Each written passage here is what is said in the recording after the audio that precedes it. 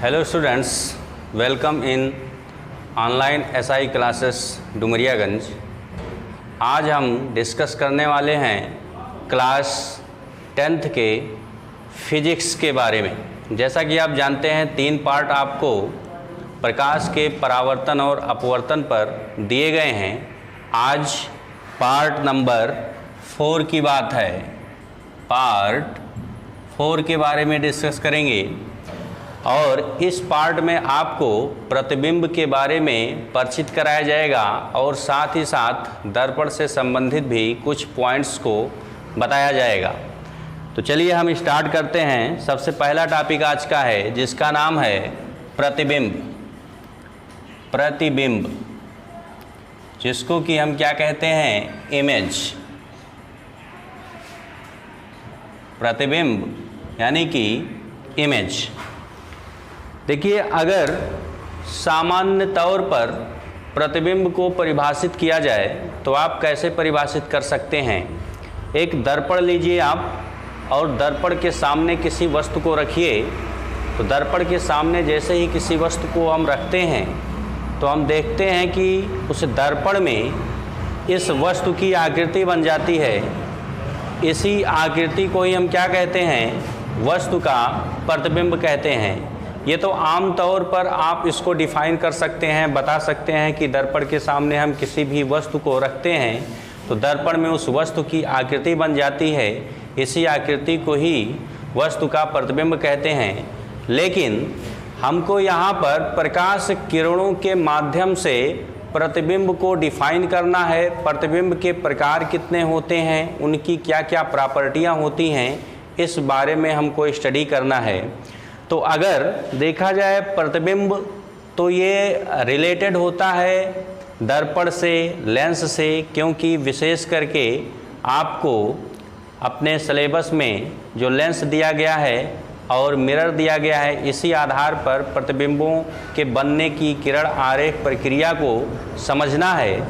तो हम एक साथ दर्पण, लेंस और प्रतिबिंब को तो पढ़ नहीं सकते हैं। अब जैसे हम प्रतिबिंब की बात करेंगे तो यहाँ पर सबसे पहला टॉपिक जो आपका मिरर है, मिरर के आधार पर सबसे पहले हम प्रतिबिंब आपको बना करके दिखाएंगे किस तरीके से बनता है। तो रही बात अब दर्पण, अभी हम लोगों ने पढ़ा ही नहीं है तो समस्या तो कुछ हो ही जाती है, लेकिन फिर भी इसमें घबराने की कोई ज़रूरत नहीं है। एक एक पॉइंट के बारे में स्टडी करवाया जाएगा जब आप प्रतिबिंब का यहाँ पर जो अभी डिफ़ाइन करूँगा मैं, इसको आप समझेंगे और दर्पण का जब पूरा एक्सप्लेनेशन कर दिया जाएगा तो दोनों को कंबाइन रूप में जब आप समझेंगे तो समझने में बहुत ही आसानी हो जाएगा। तो चलिए अब हम डिस्कस करते हैं प्रतिबिंब के बारे में जो कि प्रकाश किरणों पर आधारित है। तो सबसे पहली बात तो आप जानेंगे कि अगर प्रकाश किरणों के आधार पर प्रतिबिंब को बनाना है तो इसमें क्या क्या ज़रूरत है। सबसे पहली बात, प्रकाश किरण, प्रकाश की किरण। अगर प्रकाश की कोई एक सिंगल किरण है तो कभी भी प्रतिबिंब नहीं बन सकता है।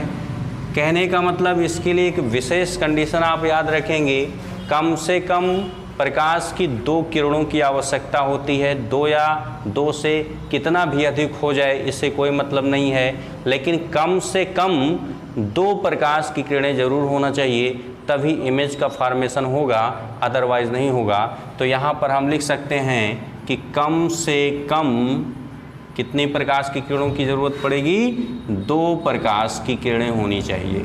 2 प्रकाश की किरणें होनी चाहिए, तभी जो है आप प्रतिबिंब को बना पाएंगे, जो भी लेंस के माध्यम से बनवाया जाएगा या जो भी दर्पण के माध्यम से बनाया जाएगा फिगर। इसमें आप ये प्रॉपर्टी आप पहले हमेशा याद रखेंगे, कम से कम 2 प्रकाश की किरण होना चाहिए प्रतिबिंब बनने के लिए।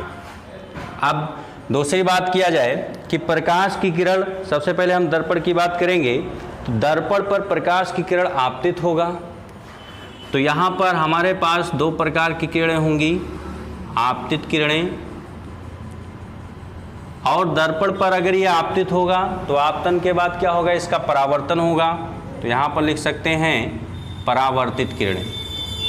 परावर्तित किरणें अगर हम लेंस जब पढ़ेंगे तो उस समय लेंस पर आपतित होगा, आपतन के बाद दूसरी तरफ निकल जाएगा लेंस के, तो उसको हम क्या कहेंगे? अपवर्तित किरणें कहेंगे, अपवर्तित किरणें कहेंगे।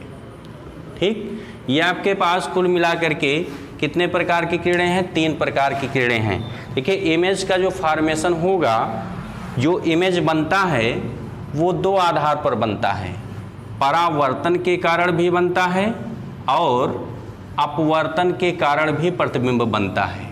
जो परावर्तन के कारण बनेगा उसमें हम दर्पण यूज करेंगे, और जो अपवर्तन के कारण बनेगा उसमें हम लेंस यूज करेंगे। ठीक है, तो अभी हम इस लेंस के बारे में नहीं पढ़ रहे हैं, अभी हम दर्पण के बारे में पढ़ रहे हैं। कहने का मतलब परावर्तन के आधार पर प्रतिबिंब किस प्रकार बनेगा, किस आधार पर बनता है, तो हम दर्पण की व्याख्या करेंगे जिसमें हम परावर्तन का यूज करेंगे, ना कि हम अपवर्तन का यूज करेंगे। जब लेंस पढ़ाएंगे आपको तब उस समय अपवर्तन के आधार पर भी प्रतिबिंब के बनने की क्रिया को समझाएंगे, उसको डिफाइन करेंगे। तो अभी हम पढ़ रहे हैं दर्पण के माध्यम से परावर्तन जो होगा, परावर्तन के आधार पर जो प्रकाश की किरणें रहेंगी उससे जो है किस प्रकार प्रतिबिंब बनेगा। तो यहाँ पर आपको किन किन चीज़ों की ज़रूरत पड़ेगी, तो अपवर्तित किरणों को यहाँ पर मैं हटा दे रहा हूँ क्योंकि ये दर्पण में नहीं यूज होगा। तो दर्पण में 2 प्रकार की किरणें यूज होंगी, आपतित किरणें और परावर्तित किरणें।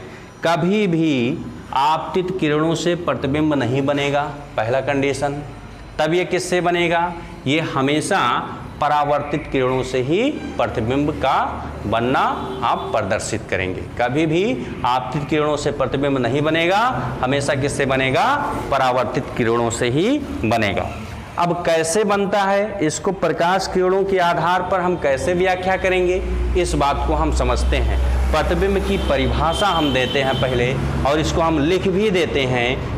इस पॉइंट को आप याद रखिएगा। प्रकाश की किरणों से अगर प्रतिबिंब को बनाना है तो कम से कम 2 प्रकाश की किरणों की आवश्यकता पड़ेगी, और जो प्रतिबिंब बनेगा उसमें किसका यूज होगा? परावर्तित किरणों का यूज होगा। तो अब हम प्रतिबिंब की परिभाषा पहले लिख देते हैं, और प्रतिबिंब की जो परिभाषा लिख रहे हैं इसकी पूरी व्याख्या कर रहे हैं। आप लोगों को याद करने में हमेशा प्रॉब्लम होती है कि प्रतिबिंब को डिफाइन करना होता है तो कहीं कुछ और मिलता है लिखा हुआ, और कुछ आप अलग याद करते हैं। तो याद करने की कोई ज़रूरत नहीं है, बिल्कुल आपके माइंड में एकदम सटीक सेंटेंस बैठ जाएगा, इसको आप अपने हिसाब से लिख सकते हैं। तो देखिए, सबसे पहले हम इसको डिफाइन कर देते हैं, प्रतिबिंब की परिभाषा दे देते हैं। प्रतिबिंब की परिभाषा कैसे कह सकते हैं? किसी बिंदु वस्तु से, साथ साथ आप लोग भी नोट्स बनाते रहेंगे, इसलिए आप लोगों के सामने लिखा जा रहा है, अलग से टाइम ना आप लोग लें। ठीक है, वीडियो को देखते रहें और सेंटेंस को भी लिखते रहें, नोट्स भी आपका कंप्लीट होता रहेगा। किसी बिंदु वस्तु से, किसी बिंदु वस्तु से चलने वाली प्रकाश की किरणें परावर्तन। अब देखिए, जब लेंस रहेगा तो अपवर्तन भी हो सकता है, लेकिन हम दर्पण के माध्यम से बता रहे हैं, इसलिए यहाँ पर परावर्तन केवल लिखेंगे, अपवर्तन नहीं लिखेंगे। अगर हम अपवर्तन लिख देंगे तो वो लेंस के माध्यम से हो जाएगा, लेकिन अगर परावर्तन लिख रहे हैं तो आप समझ जाइएगा कि ये दर्पण के माध्यम से बताया जा रहा है। हालांकि अगर दोनों आप लिख करके लिखना चाहें, परावर्तन या अपवर्तन, तो लिख सकते हैं, कोई दिक्कत नहीं है। चलने वाली प्रकाश की किरणें परावर्तन के पश्चात किसी दूसरे बिंदु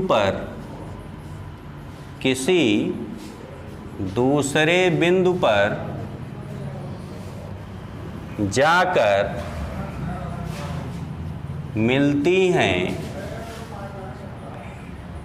हैं अथवा मिलती हुई प्रतीत होती हैं,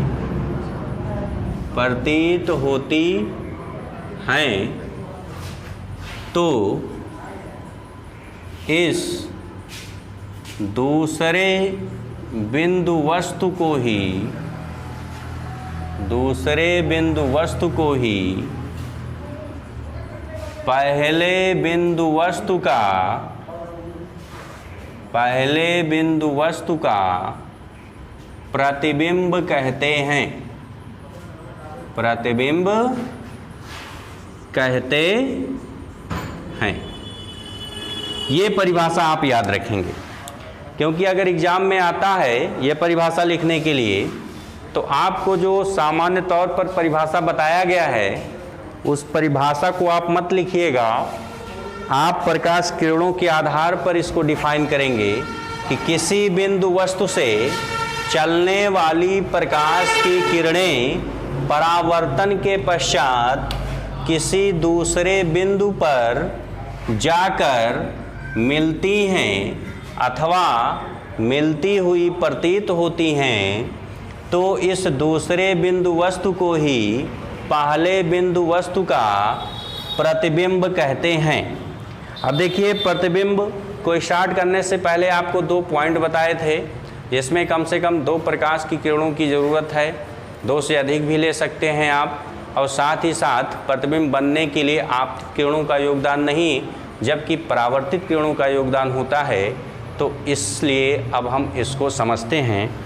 तो यहाँ से अगर देखा जाए तो एक दर्पण मैं बना दे रहा हूँ, जैसा कि मैंने पहले बता दिया है कि प्रतिबिंब को समझने के लिए दर्पण पढ़ना भी ज़रूरी है, लेकिन अभी यह दर्पण नहीं पढ़े हैं आप लोग। जब दर्पण पढ़ लेंगे तो पूरा कन्फ्यूजन आपका समाप्त हो जाएगा। तो एक एग्जाम्पल के तौर पर मैं आपको इस प्रतिबिंब को जो परिभाषा दिया गया है, इस परिभाषा को समझाने की कोशिश कर रहा हूँ। ये आपके सामने एक दर्पण बना दिया गया है, जिसको mm' से मैं रिप्रेजेंट कर दिया हूँ, और यहाँ पर इसका ये पोल है, और ये जो है सेंटर मान लिया गया है, ये फोकस मान लिया गया है। इन सब की पूरी चर्चा की जाएगी, क्या होता है पोल, क्या होता है फोकस, क्या होता है ये केंद्र, ठीक, क्या होता है ये अक्ष, सारी चीज़ें बताई जाएंगी। अभी आपको प्रतिबिंब को समझना है, इसलिए ये फिगर के माध्यम से इस परिभाषा को मैं समझाने की कोशिश कर रहा हूँ आपको। अब यहाँ पर ये दर्पण जो लिया गया है, ये एक अवतल दर्पण है, ठीक। यहाँ पर एक ऑब्जेक्ट मैं रख दे रहा हूँ, एक ये ऑब्जेक्ट ले लिया गया है, ऑब्जेक्ट मतलब वस्तु, इस वस्तु को नाम दे रहा हूँ मैं O', ठीक। अब देखिए, प्रतिबिंब के बनने का कुछ नियम भी होता है, उन सब नियमों की हम बाद में चर्चा करेंगे दर्पण पढ़ाते वक्त। तो यहाँ पर देखिए, मुख्य अक्ष पर लंबवत एक वस्तु O' रखा गया है। इस मुख्य अक्ष के समांतर एक प्रकाश की किरण चल रही है इस वस्तु से, ठीक, समांतर प्रकाश की किरण चल रही है, और इस दर्पण पर क्या हो रही है, आपतित हो रही है। तो आपतित होने के पश्चात जो मुख्य अक्ष के समांतर चलती है प्रकाश की किरण, वो हमेशा दर्पण के फोकस से होकर के जाती है।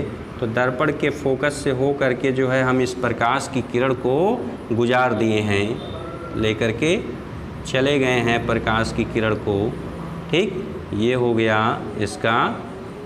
तो देखिए, ये आपतित किरण था, दर्पण पर टकराया, टकराने के बाद में देखिए लौट रहा है, तो इसको हम क्या कहेंगे, इसको हम परावर्तित किरण नाम देंगे, ठीक है। ये परावर्तित किरण हो गया।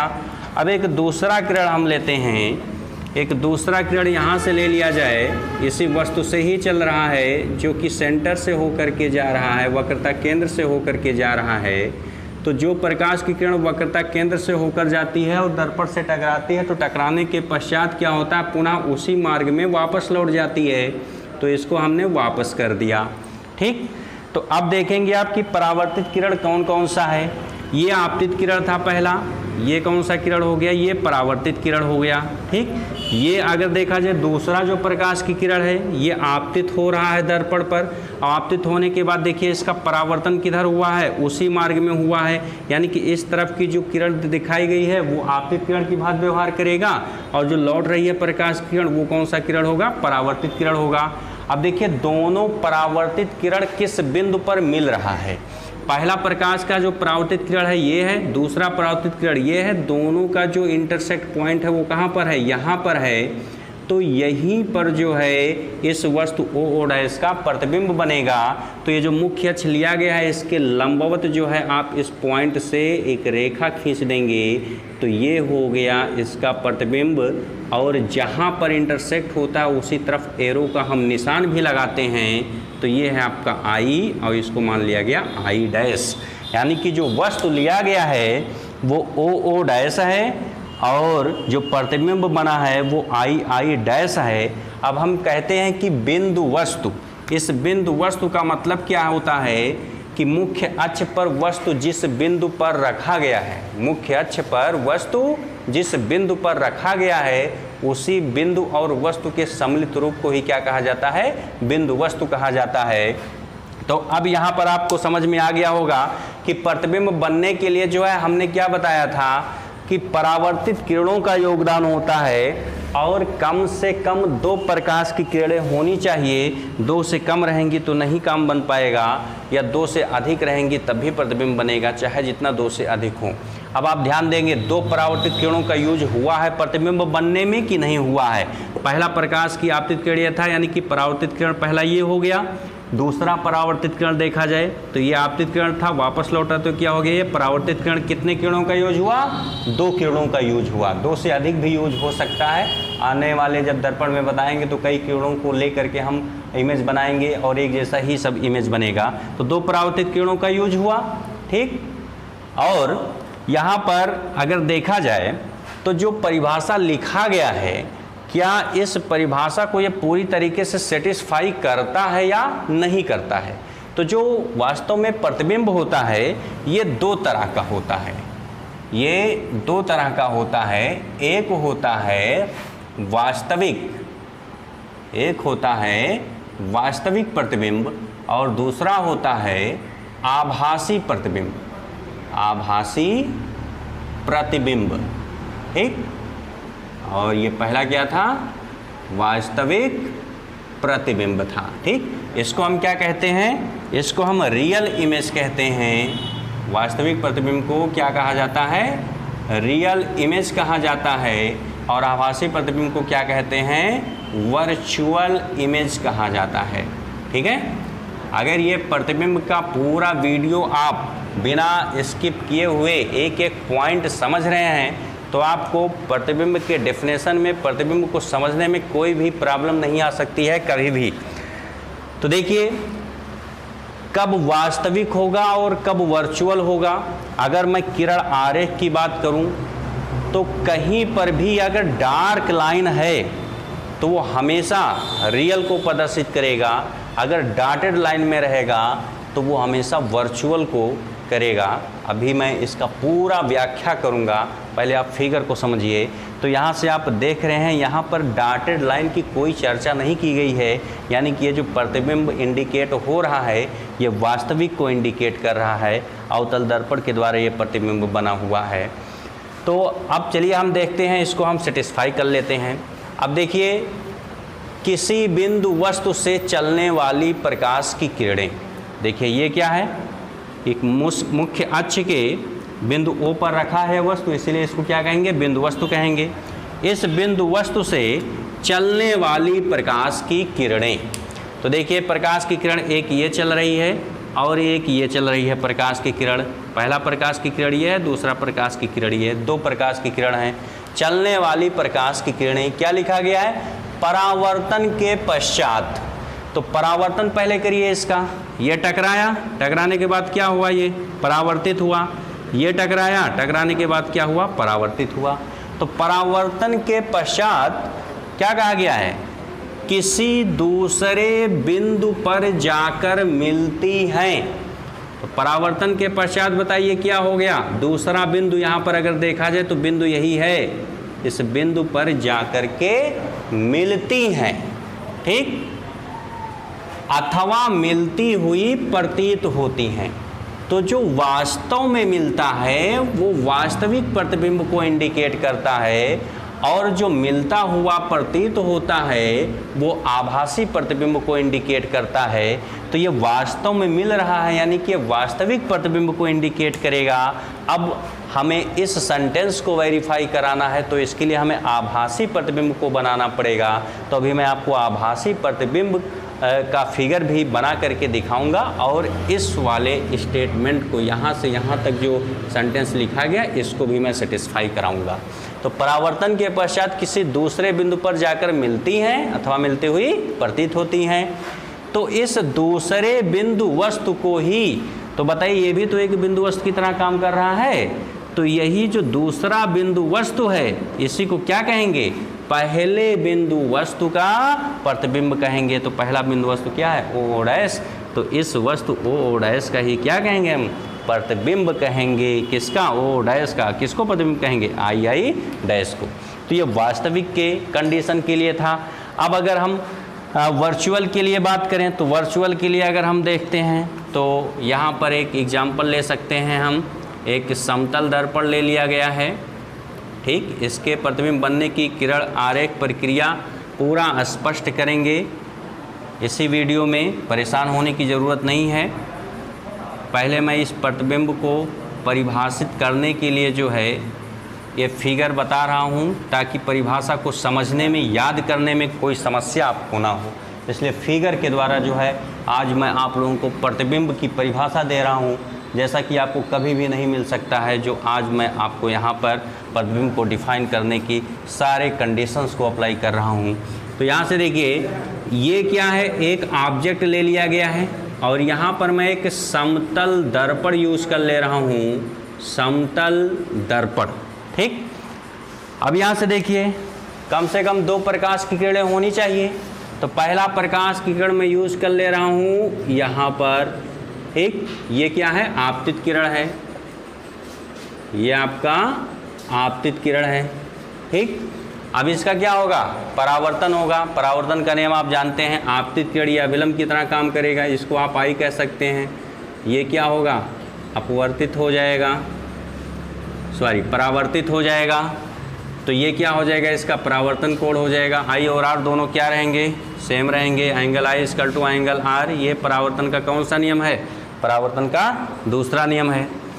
अब एक प्रकाश की किरण को हम और यूज कर रहे हैं, इसके समांतर जो है प्रकाश की किरण चल रहा है, ठीक। इसके समांतर प्रकाश की किरण को लिया गया है।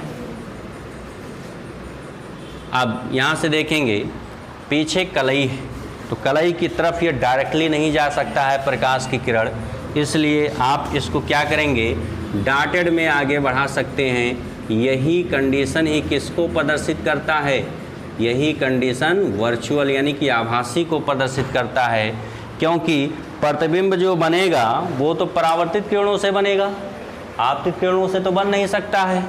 तो यहाँ से हम देख रहे हैं परावर्तित किरण ये है, तो आगे की तरफ देखिए ये चला जाएगा, प्रतिबिंब इधर बन ही नहीं सकता है। तो परावर्तित किरण का हम यूज करेंगे। तो ये जो परावर्तित किरण है, इस परावर्तित किरण को हम क्या कर रहे हैं, इसको भी हम पीछे की तरफ बढ़ा रहे हैं। तो इसको भी पीछे की तरफ हमने बढ़ा दिया, ठीक। तो यहाँ पर ये मिला, तो अब ये डॉटेड में मिला हुआ है, तो डॉटेड में आप बढ़ा दीजिए। जहाँ पर ये इंटरसेक्ट कर रहा है वहीं पर एरो का निशान लगाएंगे। ये क्या हो गया, आई, ये क्या हो गया, आई डैश। यही आई डैश ही क्या है, वस्तु ओ डैश का प्रतिबिंब है। अब ये किसको सेटिस्फाई करेगा, अब ये इस स्टेटमेंट को सेटिस्फाई करेगा, क्योंकि ये मिलता हुआ प्रतीत हो रहा है। तो ये आभासी के केस में चला जाएगा। और इस वाले फिगर में क्या था कि मिल रहा था वास्तव में, इसलिए वास्तविक प्रतिबिंब को जो है सेटिस्फाई करेगा। अब देखिए दोनों फिगर के माध्यम से जो है इस प्रतिबिंब को जो डिफाइन किया गया है, पूरा एक्सप्लेनेशन आप समझ सकते हैं फिगर के माध्यम से। समझिए, फिर से मैं इसको समझा दे रहा हूँ। किसी बिंदु वस्तु से चलने वाली प्रकाश की किरणें, तो यहाँ से देखिए बिंदु वस्तु से चल रही हैं प्रकाश की किरणें, यहाँ से भी क्या हो रही हैं, प्रकाश की किरणें चल रही हैं, ठीक है।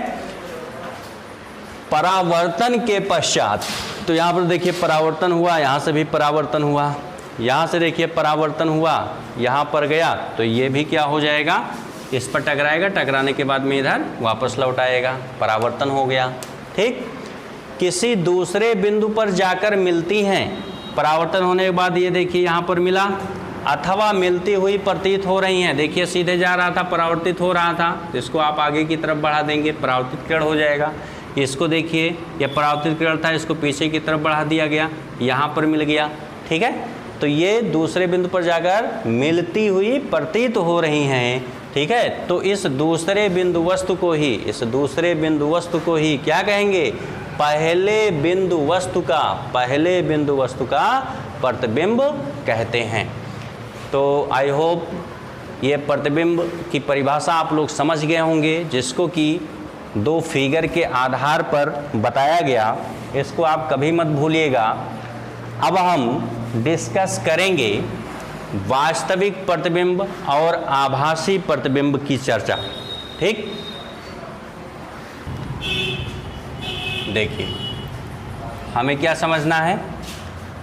प्रतिबिंब का प्रकार या प्रतिबिंब के प्रकार।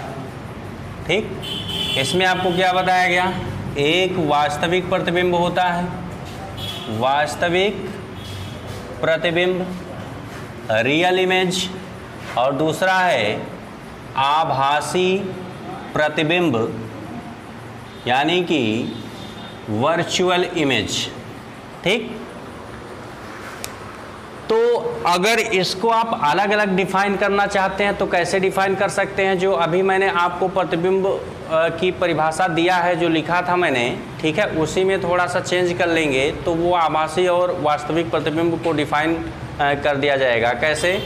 देखो, अगर वास्तव में दूसरे बिंदु वस्तु पर परावर्तित किरणें मिल रही हैं तो उसको हम वास्तविक प्रतिबिंब कहेंगे, और अगर मिलती हुई प्रतीत हो रही हैं तो उसको हम आभासी प्रतिबिंब कहेंगे। मैं लैंग्वेज में बोल दे रहा हूँ, आप लोग अगर अलग अलग लिखना चाहते हैं तो अलग अलग लिख लीजिएगा। किसी बिंदु वस्तु से चलने वाली प्रकाश की किरणें परावर्तन के पश्चात यदि दूसरे बिंदु पर जाकर वास्तव में मिलती हैं तो इस दूसरे बिंदु वस्तु को पहले बिंदु वस्तु का वास्तविक प्रतिबिंब कहते हैं। और इसमें आप लिख लीजिएगा, इसका अगर परिभाषा देना है तो किसी बिंदु वस्तु से चलने वाली प्रकाश की किरणें परावर्तन के पश्चात किसी दूसरे बिंदु पर जाकर मिलती हुई प्रतीत होती हैं तो उस दूसरे बिंदु वस्तु को पहले बिंदु वस्तु का आभासी प्रतिबिंब कहते हैं। देखिए, ये दर्पण के माध्यम से अभी मैं केवल प्रतिबिंब की परिभाषा दे रहा हूँ, क्योंकि यहाँ पर मैं बार बार परावर्तन कह रहा हूँ। अपवर्तन के आधार पर भी प्रतिबिंब बनता है, तो वो लेंस की प्रक्रिया में आपको समझाएंगे। यहाँ पर अभी आप दर्पण के माध्यम से पढ़ रहे हैं।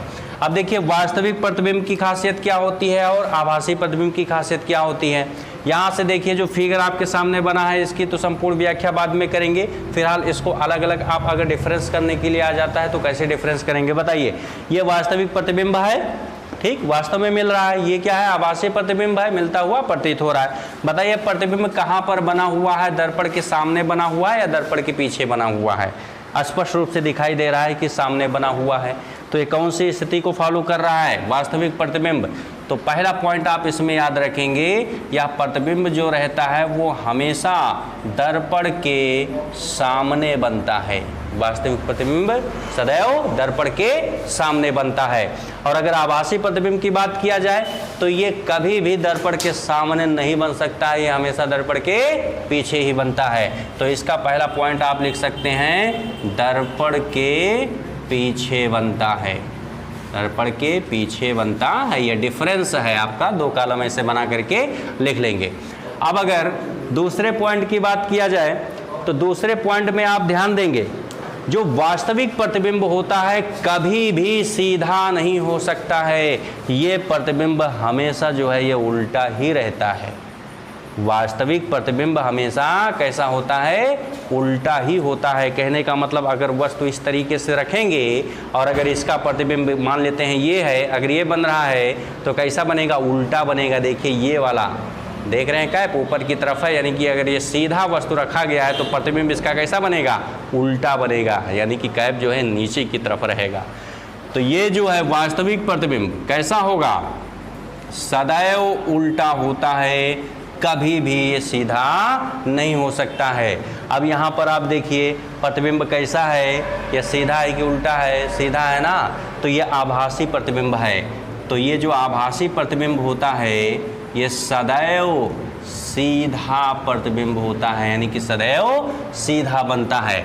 अब हम तीसरे पॉइंट की तरफ आते हैं। अगर तीसरा पॉइंट देखा जाए तो अब आप बताइए कि कोई भी प्रतिबिंब है, दर्पण के सामने है, मोबाइल उठाइए, अगर इसका फ़ोटो खींचना चाहें तो फ़ोटो खींच सकते हैं कि नहीं खींच सकते हैं? फ़ोटो खींच सकते हैं। तो यहाँ पर आप लिख सकते हैं कि क्या चीज़, फ़ोटो खींच सकते हैं या खींचा जा सकता है, खींचा जा सकता है।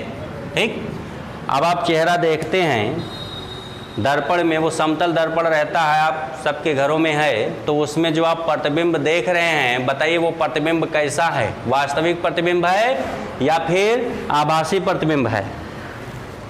आप सोच रहे होंगे ये तो वास्तविक प्रतिबिंब होगा, क्योंकि उल्टा तो नहीं बन रहा है, सीधा बन रहा है ना? तो इसमें आप ध्यान देंगे, जो दर्पण में, समतल दर्पण में आप प्रतिबिंब, ये समतल दर्पण ही है, और आप अपने घरों में जो मिरर यूज करते हैं वो समतल दर्पण ही है। तो बताइए उसमें जो आपका प्रतिबिंब बन रहा है वो कौन सा प्रतिबिंब है? वो आभासी प्रतिबिंब है, क्योंकि आप अपना फेस सीधा देखते हैं। अगर सीधे आप खड़े हैं, सर आपका ऊपर की तरफ है, तो ऐसा नहीं कि मिरर में जब आप देखोगे तो प्लेन मिरर में जब आप देखोगे तो सर आपका नीचे की तरफ दिखाई देगा, नहीं, सर ऊपर की तरफ दिखाई देता है। देखिए उसमें एक चीज़ अलग है, जैसे कि ये समतल दर्पण है, ठीक है, ये समतल दर्पण हो गया, और इसके सामने कुछ अक्षर को हम लिखते हैं, जैसे कि ए लिख दिया गया, बी लिख दिया गया, और यहाँ पर सी लिख दिया गया, और एफ लिख दिया गया। ठीक है, तो अब आप जब मिरर में देखोगे ना, तो जब मिरर में देखोगे तो ये कैसे दिखाई देगा? देखो ये इस तरह से सीरियल से लिखा हुआ है ना, तो ये जो है इस तरफ लिखा हुआ है, यानी कि पहले ये F मिलेगा आपको, उसके बाद ये पहले नंबर पर ये, दूसरे नंबर पर ये, तीसरे नंबर पर ये, और चौथे नंबर पर ये मिलेगा। और साथ ही साथ ये पार्श्व आकृति को फॉलो करता है। पार्श्व आकृति का मतलब इसका डायरेक्शन जो है इस तरीके से चेंज हो जाएगा। अब F है तो आपको F इस तरीके से दिखेगा, C है तो C इस तरीके से दिखेगा, B है तो B आपका इस तरीके से हो जाएगा, A है तो आपका A इस तरीके से हो जाएगा। ये जो है इसको आप उल्टा मत समझिएगा, ये फिजिक्स के लैंग्वेज में आप पढ़ रहे हैं उल्टा और आभासी, ये उल्टा नहीं, आप इसको ध्यान देंगे। उल्टे का मतलब यहाँ पर जो समझ रहे हैं कि अगर वस्तु ऐसा रखा गया है, तो उल्टा का मतलब आप इसको ऐसा समझेंगे तब ये उल्टा माना जाएगा। ये इसका पार्श्व आकृति कहते हैं। ठीक है, तो ये चीज़ आप समझिएगा। तो बताइए प्लेन मिरर में जो आप अपना फेस देखते हैं वो क्या उल्टा दिखाई दे रहा है? आप समझ गए होंगे, जो प्लेन मिरर में आप अपना चेहरा देखते हैं वो कैसा दिखाई देता है? सीधा दिखाई देता है। तो क्या बताइए, अगर मैं मोबाइल से उसका फ़ोटो लेना चाहूँ तो नहीं ले पाऊँगा? ले लूँगा उसका भी फ़ोटो। तो वास्तविक प्रतिबिंब का भी फ़ोटो खींचा जा सकता है, और आभासी जो प्रतिबिंब है उसका भी हम फ़ोटो खींच सकते हैं, फ़ोटो लिया जा सकता है, लिया जा सकता है। ठीक है, अब इसी पॉइंट में अब बताइए जो वास्तविक प्रतिबिंब है, ये तो दर्पण के सामने बना हुआ है, इसके सामने एक पर्दा लगा दीजिए। तो जब पर्दा लगा देंगे तो पर्दे पर ही ये प्रतिबिंब बनेगा।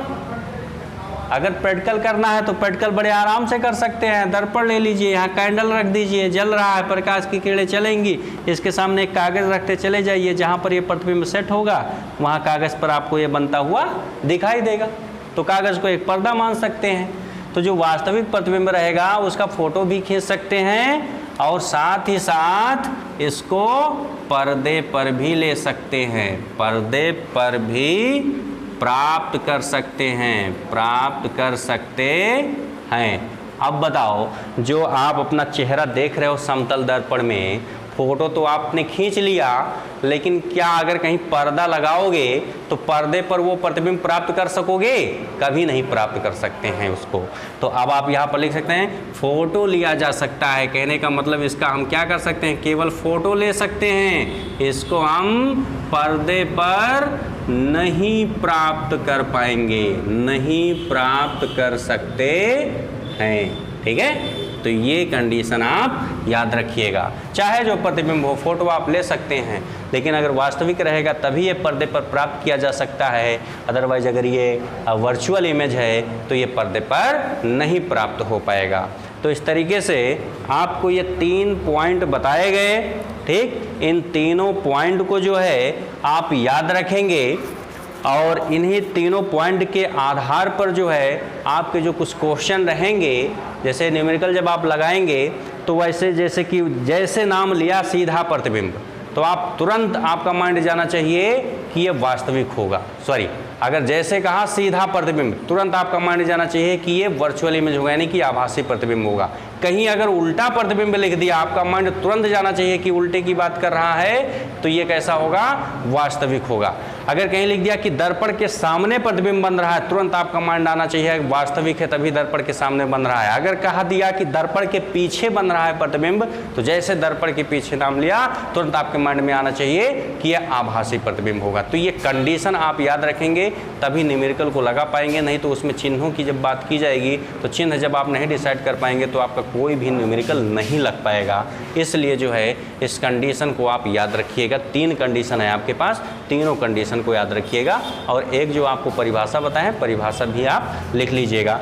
तो चलिए अब हम डिस्कस करते हैं मिरर के बारे में, दर्पण कि दर्पण क्या चीज़ होता है, दर्पण कितने प्रकार का है आपके सिलेबस में, और इसको कैसे जो है आप डिफाइन करेंगे, क्या क्या चीज़ें, क्या क्या इसमें इम्पॉर्टेंट पॉइंट्स दिए गए हैं। तो अब हम बात करेंगे दर्पण की, जिसको हम क्या कहेंगे, मिरर कहेंगे, ठीक है, मिरर।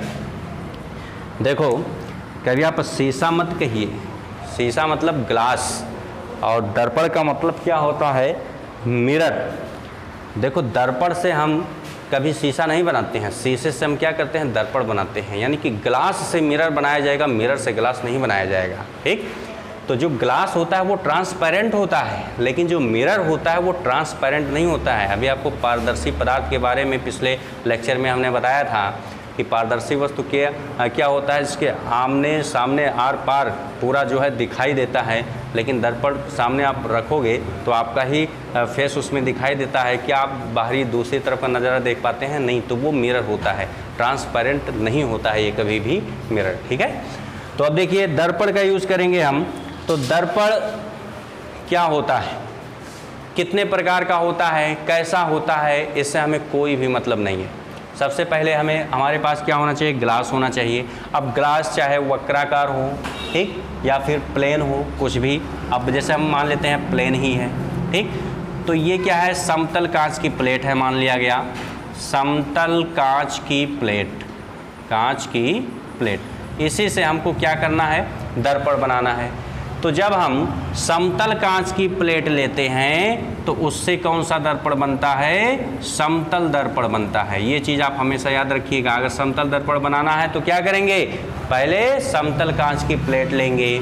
अब अगर हमें गोलीय दर्पण बनाना है, गोलीय दर्पण बनाना है, ठीक, तो गोलीय दर्पण बनाना है तो कोई गोलाकार चीज़ होना चाहिए और कांच का एक खोखला गोला ले लिया जाएगा। इसको कट कर दीजिए, चाहे छोटे पार्ट में चाहे बड़े पार्ट में। चलिए ठीक है, इसको मैंने कट कर दिया 2 पार्ट में, ठीक है। तो ये दोनों ही क्या हैं, गोलीय आकृति के हैं, ठीक, छोटे पार्ट में हो या बड़े पार्ट में हो। दर्पण हमें बनाना है, तो दर्पण कैसे बनाएंगे, बाद में इसकी परिभाषा हम देखेंगे। तो देखिए एक तरफ इसके कलई कर देना है, तो कलई कर दीजिए एक तरफ कलई कर दिया गया, ठीक। इसके भी एक तरफ कलई कर दीजिए, दाहिनी तरफ कलई करना है आपको, तो दाहिनी तरफ ये कलई कर दिया गया, ठीक। अब एक बात आपको ये भी समझना है कि कलई किसका होगा। तो यहाँ पर क्या किया गया है, पारे या चांदी, यहाँ पर लिख दे रहा हूँ, पारे या फिर चांदी की क्या करना है, पहले कलई करना है, ठीक। उसके बाद क्या करना है, लाल ऑक्साइड का पेंट लगा देना है, लाल ऑक्साइड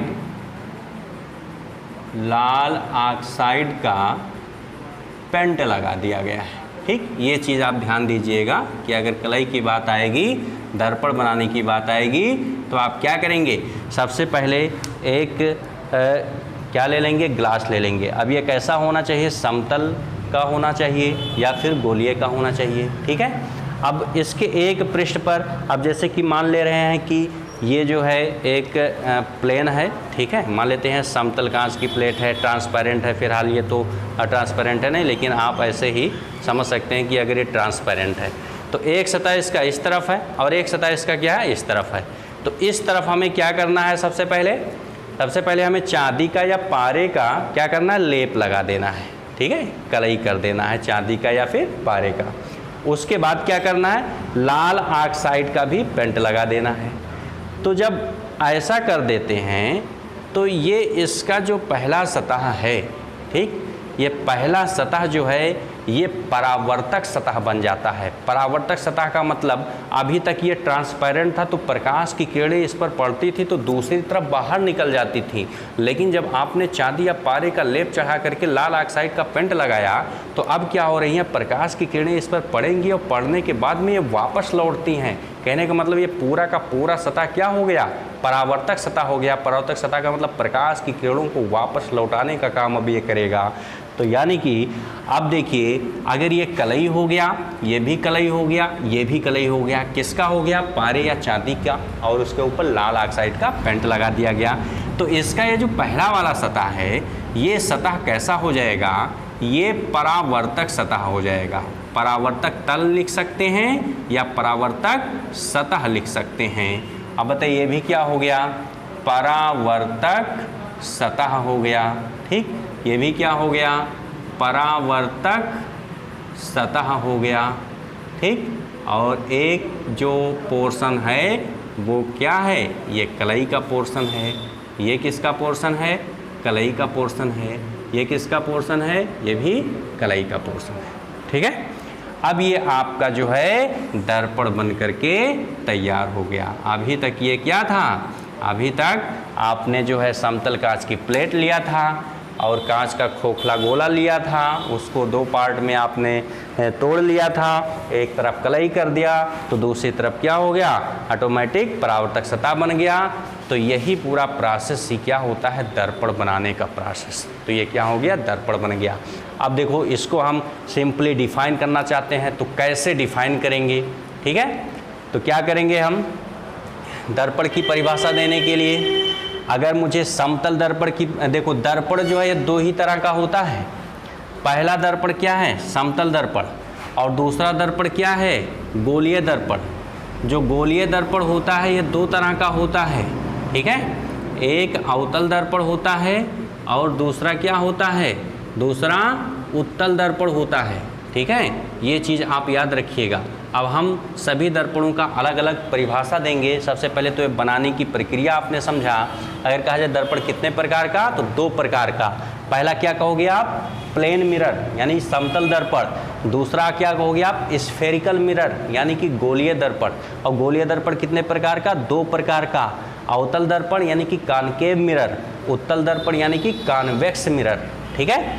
अब देखो अगर कहा जाए समतल दर्पण की परिभाषा दीजिए तो बताइए, सबसे पहले समतल दर्पण किससे बनता है, समतल कांच की प्लेट से बनता है। तो क्या कहेंगे, कांच की समतल प्लेट या समतल कांच की प्लेट लेकर के अगर इसके एक पृष्ठ पर पारे अथवा चांदी की कलई करके लाल ऑक्साइड का पेंट लगा दिया जाए तो दूसरा सतह परावर्तक सतह हो जाता है।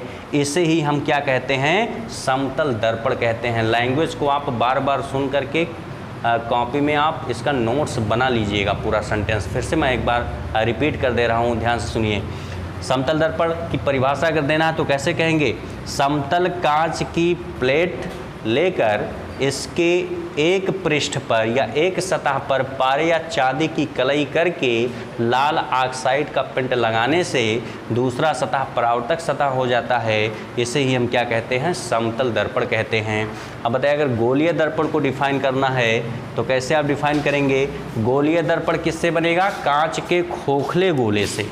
यहाँ से क्या लिखेंगे, कांच के खोखले गोले से, खोखले गोले से, ठीक। ये किससे बना था, समतल कांच की प्लेट से। तो गोलीय दर्पण कहने का मतलब अवतल दर्पण या उत्तल दर्पण कैसे बनेगा, कांच के खोखले गोले से। तो क्या करेंगे, कांच के खोखले गोले का कोई एक भाग ले लेंगे, कोई एक टुकड़ा ले लेंगे, उसके एक पृष्ठ पर पारे या चांदी की कलई करके लाल ऑक्साइड का पेंट लगाने से दूसरा सतह क्या हो जाएगा, परावर्तक सतह। इसे ही हम क्या कहते हैं, गोलीय दर्पण कहते हैं। अब इसमें आपको अलग अलग जो है सेपरेट करना है कि कौन अवतल होगा और कौन उत्तल होगा। तो इसमें आप ध्यान देंगे, देखो कलई के पोर्शन से हमें कोई मतलब नहीं है, आपका ध्यान जाना चाहिए परावर्तक सतह पर। तो बताइए परावर्तक सतह किस तरफ है, ये अंदर की तरफ है या फिर उभरे हुए भाग पर है। यहाँ पर ध्यान देंगे, ये जो है पोर्शन क्या है, उभरा हुआ। देखिए ये अंदर का पोर्शन, ये दबा हुआ पोर्शन है कि नहीं, दबा हुआ पोर्शन है। ये कलई वाला पोर्शन है। हमने क्या कहा, आप ध्यान देंगे किस तरफ, परावर्तक सतह की तरफ आप ध्यान देंगे। तो परावर्तक सतह बताइए क्या है, इसका उभरा हुआ है कि नहीं उभरा हुआ है। तो देखिए उभरा हुआ पोर्शन है, ये उभरा हुआ पोर्शन, ठीक है। परावर्तक सतह जो है इसका क्या है, ये उभरा हुआ है। तो इसी पहले अक्षर से ही आप अर्थ स्पष्ट कर लीजिए। ऊ का मतलब क्या हो गया, उत्तल हो गया, ठीक है। यानी कि ये कौन सा दर्पण है, ये उत्तल दर्पण है। क्यों, क्योंकि इसका परावर्तक सतह क्या है, ऊ मतलब उभरा हुआ है, उत्तल है। और यहाँ से देखिए अगर ये परावर्तक सतह की बात किया जाए तो अब बताइए हमने क्या कहा है, कलई वाले पोर्शन को ध्यान मत दीजिए, कलई वाला पोर्शन देखो इस तरफ है, लेकिन ये परावर्तक सतह किस तरफ है बताओ, अंदर की तरफ है या उभरे हुए भाग पर है, अंदर की तरफ है। तो अंदर की तरफ है, तो इसी पहले अक्षर से ही अर्थ स्पष्ट कर लीजिए। आ का मतलब क्या होता है, अवतल। तो यहाँ पर ये आप क्या लिख सकते हैं, ये अवतल दर्पण है। कहने का मतलब उत्तल दर्पण क्या होता है, ये क्या है, उत्तल या अवतल की बात किया जाए तो वास्तव में ये गोलीय दर्पण ही होता है। तो अगर उत्तल दर्पण को डिफाइन करना है तो कैसे डिफाइन कर सकते हैं, उत्तल दर्पण गोलीय, वह गोलीय दर्पण होता है, फिर से ध्यान से सुनिए, उत्तल दर्पण वह गोलीय दर्पण है जिसका उभरा हुआ भाग परावर्तक सतह होता है। और अगर अवतल दर्पण की बात किया जाए तो क्या कह सकते हैं, अवतल दर्पण गोलीय दर्पण का वह भाग है जिसका अंदर का जो सतह होता है वो परावर्तक सतह होता है। तो आई होप ये उत्तल दर्पण, अवतल दर्पण, समतल दर्पण आप लोग समझ गए होंगे। अब देखिए इसमें जो है आपको समझना है, एक एक दर्पण की पूरी व्याख्या हम बताएंगे, ठीक। अवतल और उत्तल दर्पण की पूरी व्याख्या बताएंगे, समतल दर्पण की पूरी व्याख्या बताएंगे, ठीक है। ऐसा नहीं कि आप लोगों ने पढ़ा उसके बाद में छोड़ दिया, नहीं, पूरा एक्सप्लेनेशन, फुल एक्सप्लेनेशन आप इसका समझिए। आपके बुक में समतल दर्पण बस केवल इतना ही डिफाइन किया गया है, लेकिन मैं इसकी पूरी चर्चा कर रहा हूँ आपके सामने और इसको आप समझेंगे। और यहाँ से जो है आपको एक क्वेश्चन ज़रूर एग्ज़ाम में मिल जाता है समतल दर्पण से, केवल इतना ही पढ़ने से काम नहीं चलेगा। तो अब हम स्टार्ट करते हैं समतल दर्पण। समतल दर्पण देखिए इसमें कई पॉइंट्स हैं, प्लेन मिरर, ठीक। इसको आप नोट्स में बना लीजिएगा विधिवत तरीके से, ठीक है। 5-6 पॉइंट्स जो भी आपके सामने मैं दूंगा इसको आप हमेशा याद रखिएगा, बहुत ही काम आने वाली हैं ये पॉइंट्स। किसी भी एग्ज़ाम में आप बैठेंगे तो ज़रूर यहाँ से एक पॉइंट मिल जाएगा अगर उसमें दर्पण दिया होगा पॉइंट तो यहाँ से देखेंगे समतल दर्पण। सबसे पहले जो है एक समतल दर्पण ले लिया गया, ठीक है। प्रतिबिंब बनने की क्रिया इसका हम समझ लेते हैं कि कैसे प्रतिबिंब बनेगा। यहाँ पर एक मैं ऑब्जेक्ट रख दे रहा हूँ, यह ऑब्जेक्ट रख दिया गया ओ डैश, ओ डैश, ठीक। मुख्य अक्ष के समांतर प्रकाश की किरण चल रहा है, टकराएगा, टकराने के बाद में ये वापस लौट आएगा, ठीक। ये डॉटेड में आप आगे बढ़ा दीजिए क्योंकि आप समझ चुके हैं समतल दर्पण से जो प्रतिबिंब बनता है वो कैसा बनता है, आभासी बनता है। तो आभासी प्रतिबिंब हमेशा क्या होता है, दर्पण के पीछे ही बनता है, दर्पण के सामने कभी नहीं बन सकता है। दूसरा, प्रकाश की किरण जो है आप क्या करेंगे, यहाँ से आपतित हुआ, परावर्तन के नियम के अनुसार ये जिस एंगल पर इंसिडेंट हुआ था उसी एंगल से ये क्या हो जाएगा, रिफ्लेक्ट भी हो जाएगा। ये आई है, ये आर है, angle I equal to angle R, ठीक है। अब ये प्रकाश की किरण क्या करेंगे, आप पीछे की तरफ बढ़ा दीजिए, ठीक, पीछे की तरफ आपने बढ़ा दिया। अब बताए दोनों प्रकाश की किरणें कहाँ पर मिल रही हैं, यहाँ पर मिल रही हैं, तो यही इसका क्या हुआ, प्रतिबिंब डॉटेड में बना हुआ है, इसलिए आप इसको भी क्या करेंगे, डॉटेड में ही बनाएंगे, ठीक। ये क्या हो गया, ये प्रतिबिंब है, यानी कि आई डैश, ठीक। तो ये प्रक्रिया क्या है, समतल दर्पण के द्वारा प्रतिबिंब बनने का किरण आरेख है। यहाँ पर आप लिख देंगे ये क्या है, ये समतल दर्पण है। अब देखो इसमें आपको कितने पॉइंट्स को ध्यान में रखना है, कौन कौन से पॉइंट्स जो है आपको याद रखना है जो हेल्पफुल होते हैं ऑब्जेक्टिव टाइप क्वेश्चन में या अति लघुत्तरीय क्वेश्चन में। पहला पॉइंट क्या, कि जो समतल दर्पण है, इस समतल दर्पण से प्रतिबिंब जो बनता है, प्रतिबिंब जो रहेगा ये कैसा रहेगा, हमेशा आभासी रहेगा, हमेशा कैसा रहेगा, आभासी रहेगा। और आभासी अगर है तो इसका मतलब क्या होता है, ये दर्पण के पीछे बनता है, दर्पण के पीछे बनता है, ठीक। और अगर आभासी है तो इसका मतलब यह प्रतिबिंब हमेशा कैसा होता है, सीधा होता है, ठीक है। तो ये पहला पॉइंट याद रखेंगे, प्रतिबिंब सदैव आभासी होगा, दर्पण के पीछे होगा, और साथ ही साथ यह प्रतिबिंब हमेशा कैसा होगा, सीधा होगा। स्पेशल केस पढ़ा जा रहा है, केवल समतल के बारे में और किसी भी दर्पण के बारे में चर्चा नहीं हो रही है। दूसरा पॉइंट आप याद रखेंगे, देखिए दर्पण के सामने किसी वस्तु को जितनी दूरी पर आप रखोगे, दर्पण के सामने वस्तु को, समतल दर्पण के सामने किसी वस्तु को जितनी दूरी पर रखोगे, दर्पण के पीछे प्रतिबिंब ठीक उतनी ही दूरी पर बनेगा। अर्थात आप क्या कह सकते हैं, दर्पण के सामने अगर आप 4 मीटर के डिस्टेंस पर खड़े हैं तो इस दर्पण में आप देखोगे कि 4 मीटर के डिस्टेंस पर ही आपका प्रतिबिंब बनेगा। ऐसा नहीं कि 4 मीटर के पहले बन जाए प्रतिबिंब या 4 मीटर के बाद बन जाए, नहीं। कहने का मतलब वस्तु और प्रतिबिंब की दूरी दर्पण से, ये दूरी और ये दूरी दर्पण से सदैव क्या होती है, बराबर होती है। तो आप यहाँ पर लिख सकते हैं वस्तु तथा प्रतिबिंब, वस्तु तथा प्रतिबिंब की दूरी समतल दर्पण से सदैव समान होती है, समान होती है। ये दूसरा कंडीशन, ठीक है। आप इसको चेक भी कर सकते हैं, घर पर आपका प्लेन मिरर होगा, सामने रखिए, एक ऑब्जेक्ट रखिए, आप देखोगे कि इस दर्पण से जितनी दूरी पर आप रखे हैं, दर्पण के अंदर, या आप उसको कह सकते हैं दर्पण के पीछे, दर्पण के अंदर ही बन रहा है ना, तो दर्पण के पीछे आपको दिखाई दे रहा है। अब ऐसा नहीं कि पीछे आप देखोगे तो दिखाई देगा, नहीं, दर्पण के अंदर ही आप देखो तो दर्पण के पीछे आपको दिखाई दे रहा है, तो जितनी दूरी पर आप रखेंगे ठीक उतनी ही दूरी पर बनेगा।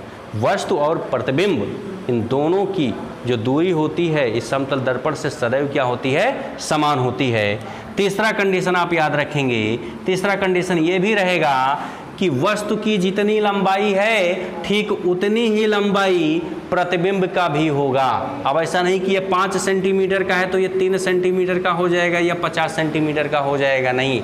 जितना बड़ा वस्तु रहेगा ठीक उतना ही बड़ा प्रतिबिंब भी बनेगा। कहने का मतलब प्रतिबिंब की लंबाई और वस्तु की लंबाई दोनों समान होती है। तो लिख सकते हैं वस्तु और प्रतिबिंब, वस्तु और प्रतिबिंब की लंबाइयाँ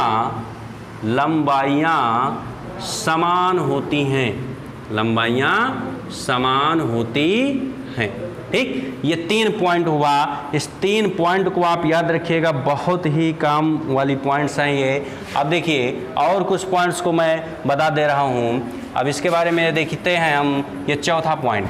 अब चौथा पॉइंट आप याद रखेंगे, अतल उत्तरीय क्वेश्चन में, ऑब्जेक्टिव टाइप क्वेश्चन में आता है रेखीय आवर्धन। रेखीय आवर्धन, रेखीय आवर्धन जो है कितना होता है, +1 होता है, +1 होता है। ठीक है।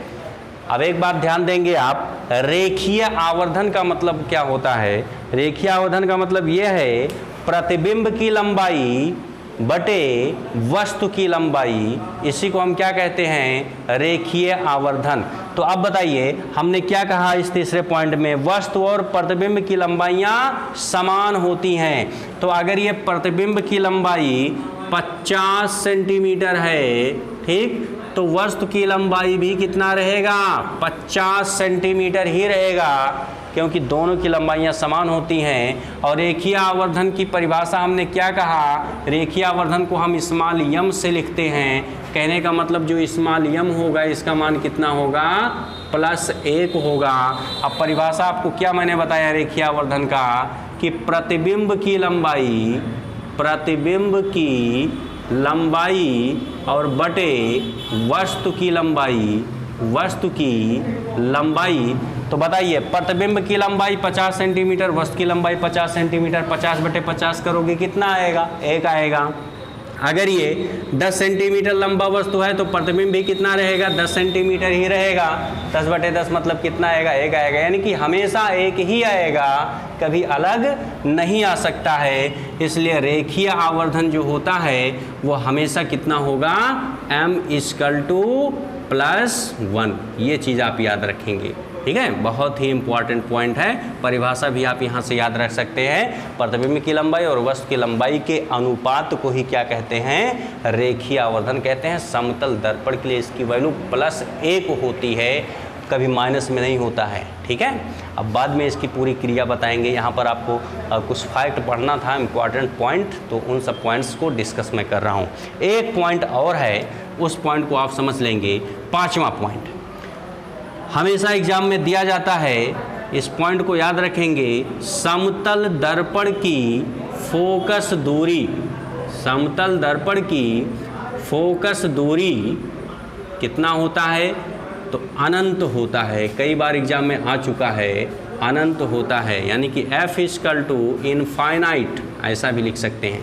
ठीक है। तो समतल दर्पण की फोकस दूरी कितना होता है, अनंत होता है। तो आपके पास ये 5 पॉइंट्स हैं, इन 5 पॉइंट्स को आप ध्यान दे देंगे। फिर से मैं रिपीट कर दे रहा हूँ। सबसे पहली बात, समतल दर्पण के द्वारा ये प्रतिबिंब बनने की किरण आरेख को प्रदर्शित किया गया है, इसको आप ध्यान दे देंगे। अब इसमें जितने पॉइंट्स हैं, इन सब पॉइंट्स को मैं एक बार फिर से रिपीट कर दे रहा हूँ। पहला चीज़, प्रतिबिंब हमेशा कैसा बनेगा, आभासी बनेगा। आभासी है तो क्या होगा, दर्पण के पीछे होगा, और यह हमेशा कैसा होगा, सीधा होगा। दूसरे पॉइंट में, वस्तु और प्रतिबिंब दोनों की जो दूरियां होती हैं समतल दर्पण से, वो सदैव समान होती हैं। यानी कि ये प्रतिबिंब दर्पण से जितनी दूरी पर होगा, इसी दर्पण से जो प्रतिबिंब है, ये वस्तु जितनी दूरी पर है, प्रतिबिंब भी उतनी ही दूरी पर होगा। वस्तु तथा प्रतिबिंब की दूरी समतल दर्पण से सदैव क्या होती है, समान होती है। तीसरे पॉइंट के बारे में हम चर्चा करेंगे कि वस्तु और प्रतिबिंब की लंबाइयां समान होती हैं। कहने का मतलब वस्तु जितना बड़ा रहेगा उतना ही बड़ा प्रतिबिंब भी रहेगा। चौथे पॉइंट की तरफ हम आते हैं कि रेखीय आवर्धन कितना होता है, +1 होता है। रेखीय आवर्धन को हम किससे लिखते हैं, स्मॉल यम से। रेखीय आवर्धन की परिभाषा क्या होता है, प्रतिबिंब की लंबाई और वस्तु की लंबाई के अनुपात को ही हम क्या कहते हैं, रेखीय आवर्धन कहते हैं। इसको किससे लिखते हैं, स्मॉल यम से लिखते हैं। अब बताइए, प्रतिबिंब की लंबाई और वस्तु की लंबाई दोनों हमेशा हर स्थिति में क्या रहता है, समान ही रहता है। किस दर्पण के लिए, समतल दर्पण के लिए। अगर ये 3 सेंटीमीटर है वस्तु की लंबाई, तो प्रतिबिंब की लंबाई भी 3 सेंटीमीटर रहेगा। 3/3 करोगे कितना आ जाएगा, 1 आ जाएगा, यानी कि +1 होता है। अब समतल दर्पण की फोकस दूरी क्या होता है, फोकस दूरी जो है ये क्या होता है, अनंत होता है। फोकस दूरी कितना होता है, अनंत होता है। कहने का मतलब क्या है, स्मॉल f=इनफाइनाइट। तो कुल मिलाकर के ये 5 पॉइंट थे, समतल दर्पण से रिलेटेड थे। पूरा का पूरा टॉपिक जो है इसमें डिस्कस कर दिया गया है। अच्छे तरीके से आप इसको नोट्स में लिख लीजिएगा, याद कर लीजिएगा। अब हम नेक्स्ट लेक्चर में आपके सामने पेश करेंगे गोलीय दर्पण से संबंधित जितनी चीज़ें हैं उसकी संपूर्ण व्याख्या की जाएगी। ठीक, तो आप हमारे इस YouTube चैनल को अपने फ्रेंड्स में शेयर करिए, सब्सक्राइब करिए, ताकि जितने भी वीडियो आपको प्रोवाइड किए जा रहे हैं शीघ्र ही आपको मिलते रहें और चैनल से आप लोग जुड़े रहें। Thank you.